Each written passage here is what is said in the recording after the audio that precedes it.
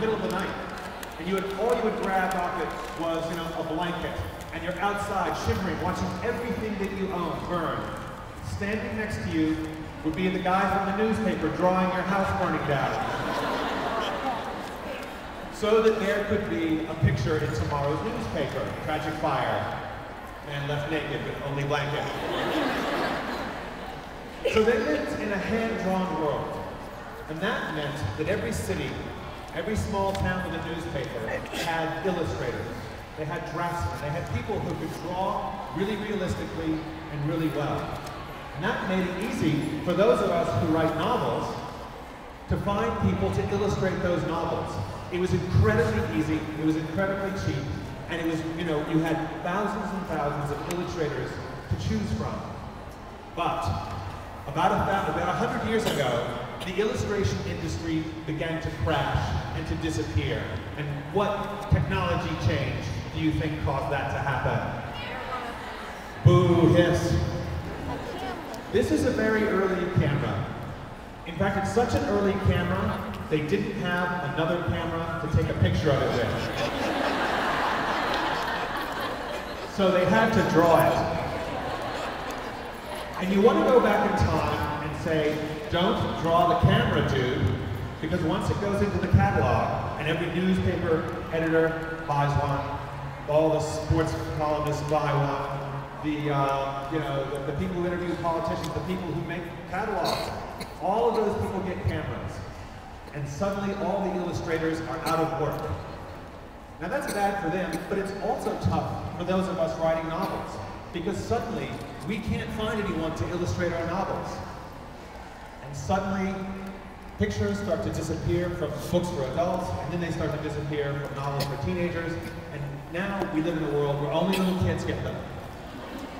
So remember when you were like 8 years old, and the first time someone handed you a book and you were like, wait a minute, there are no pictures in this book. This sucks. Why are there no pictures? Did they say to you, oh, that's because cameras were invented? And it displaced the illustration industry.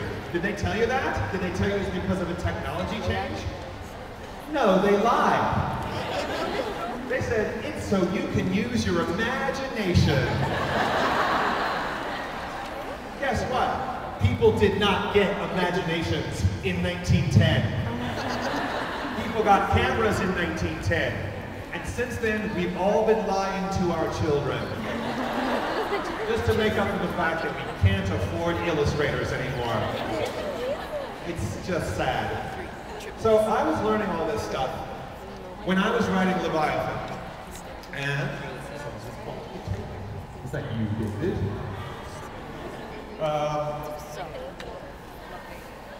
Okay, I was writing Leviathan, and it was set in 1914, just when all of this stuff was happening. And I thought, wouldn't it be cool if when you read my book, it was like going back in time. It was like going back to when there were illustrations in every book. So I found this wonderful artist, Keith Thompson, and he began to draw images for me. This is one of my favorite ones. It's from the frontispiece of Leviathan, and it's a map of Europe. And 100 years ago, a lot of people couldn't read, so the maps had stories in them, they had pictures in them to tell you what was going on. And for those of you who can't see, Russia is like a giant bear, and it's biting Austria-Hungary, which is like a knife.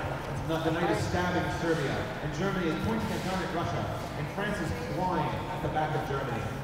So what we can tell from this map, children, is that Europe is going to have a war. Now, very quickly, I'm going to tell you the story of how World War I started.